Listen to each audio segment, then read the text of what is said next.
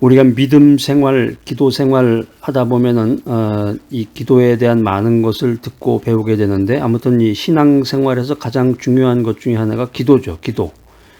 기도에 관한 많은 것을 듣고 배움에도 불구하고 기도가 어렵다. 그래서 교회에서 모임이 있을 때 전도회나 이런 모임, 여전도회나 남선교회, 또 어떤 그 교육회나 이런 모임이 있을 때 기도를 부탁하면은 무슨 집사님 기도해 주세요. 그러면은 굉장히 부담감을 갖는 사람들이 있습니다. 그래서 어떤 사람은 이 기도문을 이렇게 종에다가 쫙 써가지고 성경사에다가 이렇게 집어넣고 다닌다 그래요. 그랬다가 이제 기도가 들어오면은 무슨 집사님 기도해 주십시오. 그러면 다른 사람들 다 눈을 감고 기도의 자세를 취할 때 싹 그 종이를 꺼내가지고 그 종이에 있는 내용을 읽는다 그럽니다. 뭐 하여튼 그런 행동이 나쁜 건 아니죠. 뭐 기도문을 뭐 자기가 머릿속으로 이야기를 하던 종이에 써져 있는 것을 읽던, 기도는 기도니까. 아무튼 이제 기도가 어렵고 기도가 이제 부담스럽다는 거죠. 왜 기도를 이렇게 부담스럽게 생각할까? 기도라는 것이 도대체 뭐길래 기도를 부담스럽게 생각할까? 이게 여러 가지 이유가 있겠지만 이제 기도에 대한 우리의 태도가 막연하기 때문이다라는 것입니다. 구약성경 창세기 24장 63절 말씀입니다. 창세기 24장은 굉장히 기네요. 67절까지 나오는데 창세기 24장 63절 말씀 한번 다 같이 찾아서 읽어보도록 하겠습니다. 자, 시작. 이삭이 저물 때에 들에 나가 목상하다가 눈을 들어보매 약대들이 오더라. 이 성경 말씀은 이제 그 백그라운드가 뭐냐면은 이삭이 이제 엘리에셀이 자기 아내를 구하러 떠난 그 당면 문제를 놓고서 기도했다는 것입니다. 이삭이라는 사람은 아브라함과 사라 사이에서 태어난 외아들이죠. 아브라함이 몇 세 때 낳은 아들인가요? 아브라함이 100세, 사라는 90세. 그러니까 아브라함하고 사라가 이제 10살 차이라고 그랬는데, 엘리에셀이 이삭의 아내를 구하러 이제 먼 길을 떠나게 되는데, 여기 이제 엘리에셀이라는 사람은 아브라함의 종이에요. 충성스럽고 신실한 종인데 다메섹 출신입니다. 이 엘리에셀이라는 그 이름의 뜻은, 그러니까 구약 성경에 나오는 그 사람들 이름, 뭐 신약 성경도 그런데 그 이름의 뜻이 성경에 많이 기록이 되어 있죠.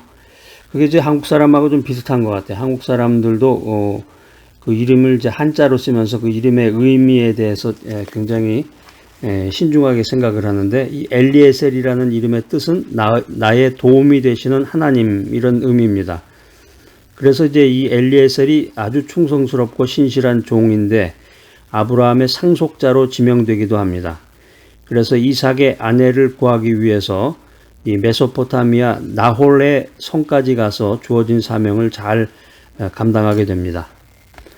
그래서 결국 성경에 보면 이제 이삭이 리브가와 이제 결혼을 하게 되는데, 이삭과 리브가가 결혼을 하고 바로 애를 낳는 게 아니라 한 20년 동안 애를 갖지 못하다가 20년이면 굉장히 긴 세월입니다. 고대 시대 때 20년이면 이삭이 60세 되던 해에 쌍둥이 아들 누구죠?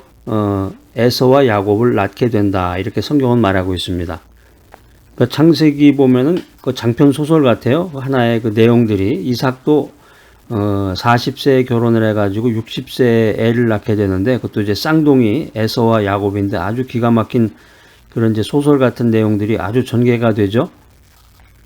오늘은 우리가 이제 창세기 24장 63절 말씀을 통해서 기도의 요소가 뭐냐, 기도의 요소가 무엇이냐 하는 것을 이제 배우게 되는데, 우리가 이제 기도할 때 더 경건한 기도, 또 응답받는 기도를 할 수 있는 그런 에너지와 능력을 제공해 줄 것으로 믿습니다. 창세기 24장 63절 말씀 아주 간단해요. 한 줄이죠. 한 문장인데, 이삭이 저물 때 들에 나가 묵상하다가 눈을 들어보매 약대들이 오더라. 아주 간단한 문장인데, 이삭이 기도하는 장면을 간단하게 묘사한 짧은 구절인데, 이 구절을 통해서 우리가 기도의 필수적인 요소는 무엇인가, 기도의 3요소에 대해서 한번 연구해 보도록 하겠습니다. 여러분 이제 기대감을 가지시고 기도의 필수 3요소가 무엇이냐? 첫 번째, 기도의 자세입니다. 창세기 24장 63절에 보면은 나가 묵상하다가 이런 말이 나옵니다. 이 말은 이삭의 경건한 기도의 모습을 우리들에게 보여주고 있습니다. 우리가 기도할 때 보면은 망상을 하는 사람을 종종 보게 됩니다. 이제 특별히 이제 주일날 교회에 참석해서 예배를 드릴 때 대예배 때 대표 기도라고 그러죠. 그 이제 한국만이 사용하는 그런 용어인데 대예배가 있고 뭐 소예배가 있고 그런 게 아니고 예배는 다 같은 예배인데 11시 예배, 요즘은 뭐 10시 반, 10시 이렇게 바꾸기도 하지만 예배를 드리고 이제 식사를 하는 그 예배를 대예배다. 미국 같은 경우는 이제 식사를 안 해요. 예배 끝나고서 식사를 하는 경우가 거의 없는데 예배 마치고 이제 식사를 하는 경우가 참 한국 교회의 특징 중에 하나라고 생각할 수 있습니다. 미국에서 한국 교회도 그런 식으로 운영이 돼요.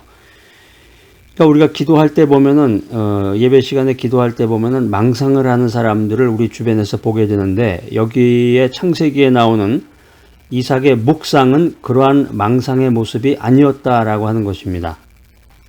여기 이제 묵상이라는 단어가 나오는데 이제 기도를 말하는 것입니다. 묵상이라고 하는 것은 기도를 의미하는 것인데 묵상과 공상이 다른 점은 공상이라고 하는 것은 이제 목적 없이 생각만 하는 것이고 묵상이라고 하는 것은 일정한 대상을 정해놓고 생각하는 것입니다. 오늘 창세기에 보면은 이제 이삭이 40세가 된 성인이라고 그랬는데 40세가 된 성인의 때에 자기 생각대로 결혼하지 않고 하나님의 뜻이 이루어지도록 기도하고 있었다. 이렇게 성경은 말하고 있습니다. 보통 세상에서는 이제 나이가 들면은 이제 지혜로운 사람이다. 이렇게 평가를 하는데 나이가 먹었다고 무조건 지혜로운 것도 아니고 교회 다닌 지 오래되었다고 해서 믿음이 더 좋은 것도 아닙니다. 여러분들은 인생을 살면서 신앙생활하면서 어떤 결정을 내리고 있습니까? 내 생각대로 합니까? 아니면 하나님의 뜻이 이루어지도록 일을 하기 전에 기도하십니까? 하나님 중심으로 믿음 생활하는 사람은 말씀 위에 굳게 서서 믿음 생활을 하려면 분명한 목적과 대상을 가지고 하나님과 교제하겠다는 이 적극적인 파지티브한 기도의 자세가 필요하다는 것입니다. 적극적인 기도의 자세가 필요하다. 성경에 나오는 그 5가지 기도의 자세를 말씀드리겠는데 첫 번째는 회개하는 마음으로 기도하라. 두 번째는 전심전력으로 기도하라.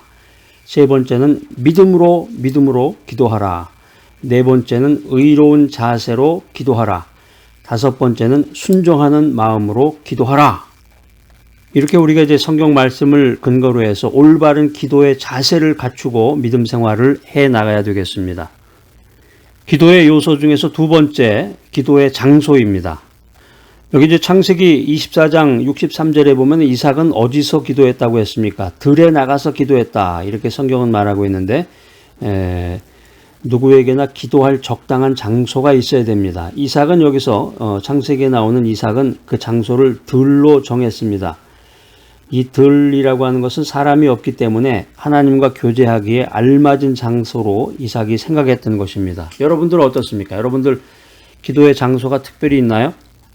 가족이 아파트에 같이 이렇게 사는 그런 형편인 경우에는 기도하기가 쉽지 않죠. 이 방에서 얘기하면 소리가 저 방에서도 다 들리는데, 그리고 어떤 집은 이제 그 방문을 다 열어놓고 살기 때문에 조용히 어떤 기도할 수 있는 그런 시간을 갖기가 쉽지 않습니다.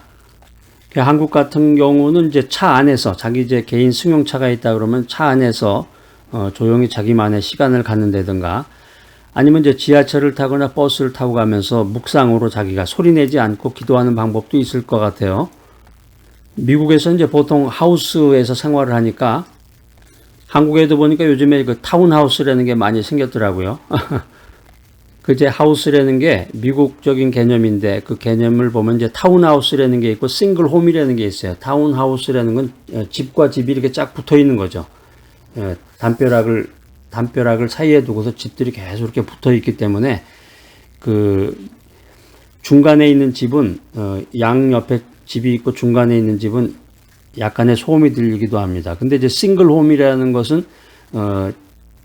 타운하우스보다도 좀 여유가 있게 공간이 좀 있죠. 그래서 미국 같은 경우는 그런 하우스에 살게 되면은 이제 거라지가 있습니다. 이제 자기 개인 주차장이죠. 어떻게 보면. 보통은 이제 차가 2대가 들어갈 수 있는 그런 공간을 제공하는데, 이제 큰 집은 이제 3대가 들어갈 수 있는 그 거라지도 있는데, 보통은 이제 2대 정도고, 작으면은 이제 1대 정도 들어갈 수 있는 건데, 보통은 2대 정도 들어갈 수 있는 그런 공간이 있고, 또 바깥에 차를 세울 수 있는 그런 공간도 있습니다. 근데 도심지로 갈수록 그게 이제 쉽지 않죠. 그래서 이제 거라지를 여러 가지 용도로, 창고라든가 여러 가지 용도로 사용하기도 하는데, 밖에다가 차를 세워놓고 이제 거라지에서 자기가 이제 마음껏 통성기도도 하고, 어떤 경우에는 이제 그 교회 초소를 얻을 수 없는 목사님이 그 거라지를 이용해서 그 예배를 드리기도 합니다. 아무튼 우리가 이제 신앙생활하면서 하나님과 교제하기에 알맞은 장소, 여기를 자기 나름대로 찾아야 돼. 하나님과 교제 나누는 것을 방해받지 않는 환경을 만드는 것이 하나님의 능력을 체험하는데 굉장한 도움이 됩니다. 자, 여러분 이제 오늘 이 메시지 듣는 순간부터 여러분 한번 찾아보세요. 여러분이 하나님과 교제 나누기에 알맞은 장소가 어디에 있을까? 여러분 나름대로 자기만의 그런 좋은 공간이 있을 거예요. 성경에 보면 이제 예수님께서는 자주 산에 가셔서 조용하고 한적한 분위기에서 기도를 하셨는데, 또 제자들에게도 골방에 들어가서 은밀한 중에 계신 하나님께 기도하라는 가르침을 남기셨습니다. 이제 기도원이라는 게 있죠. 우리 주변에 보면 서울에도 서울 외곽으로 좀 나가면 이제 기도원이 많은데, 시간을 내서 여유를 가지고 시간을 내서 기도원에 찾아가서 기도할 수 있다 그러면 그건 뭐 말할 나위 없이 더 좋은 거고, 자기가 다닐 수 있는 그 교회가 집 근처라 그러면 이제 새벽 예배에 참석해서 새벽 기도에 참석하면 그것도 더 좋은 건데, 예배를 간단하게 드리고 그 다음에 이제 불을 쫙 끄고서 각자 개인 기도하는 시간 주잖아요. 그것도 이제 한국 교회만의 아주 좋은 아이디어인 것 같아요. 현대인들이 이제 바쁜 생활을 하다 보니까, 그래서 예전에 보니까 직장에 그 출근을 하면서 일찍 일어나가지고 교회 가가지고 새벽 예배를 드리고 예배 후에 잠시 이제 불을 전부 끄고서 이제 자기만의 개인 그 기도 시간 교회에서 제공을 할 때 거기서 간절하게 막 통성기도도 하고 기도하다가 거기서 이제 컵라면 같은 거 하나 먹고서 직장으로 출근하는 이제 이런 경우도 제가 봤는데, 아무튼 여러분들 기도의 장소를 선택하라는 거죠. 기도의 장소를 잘 선택해서 하나님과의 교제를 더욱더 깊이 하는 것이 중요합니다. 오늘 여러분들의 기도의 장소는 어디입니까? 우리들이 너무 급격히 변화되고 문명화된 사회에 살다 보니까 이 도시화되는 사회 속에서 아주 바쁜 일과에 시달리고 있습니다. 뭐 집에서 아무것도 안 하는 사람도 그렇게 바쁘다고 그래요. 시간을 내서 나만의 기도처를 찾기가 정말 힘든 세상에서 우리가 살고 있습니다. 그러니까 자신이 처해 있는 그 환경과 처소가 자신의 기도 장소가 되는 것입니다. 미국에서도 보면 이제 그 레스토랑 같은 데 가보면은 사람들이 단체로 왔는데 서로 이렇게 그 한 테이블에서 서로 손에 손을 이렇게 쭉 둥그러니 이렇게 잡고서 기도하는 모습을 보여주는 그런 팀들도 있었던 것을 기억합니다. 아무리 힘들고 어렵고 복잡하더라도 그런 와중에서도 하나님과의 만남을 위한 조용한 장소를 찾아야 된다라고 하는 것입니다. 또 살아가면서 신앙생활하면서 특별한 시간을 내서 특별한 기도의 장소를 찾아가라. 이제 기도원을 얘기하는 거겠죠.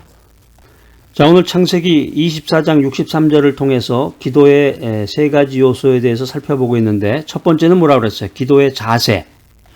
그래서 제가 이제 성경을 중심으로 5가지 자세에 대해서 말씀드렸죠. 첫 번째는 회개하는 마음으로 기도하라. 두 번째는 전심전력으로 기도하라. 세 번째는 믿음으로 기도하라. 네 번째는 의로운 자세로 기도하라. 그리고 5번째는 순종하는 마음으로 기도하라.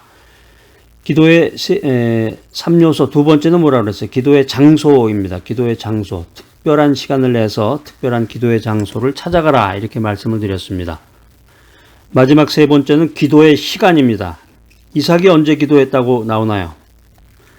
창세기 23장 24장 63절에 보면 저물 때 이렇게 성경은 표현하고 있습니다.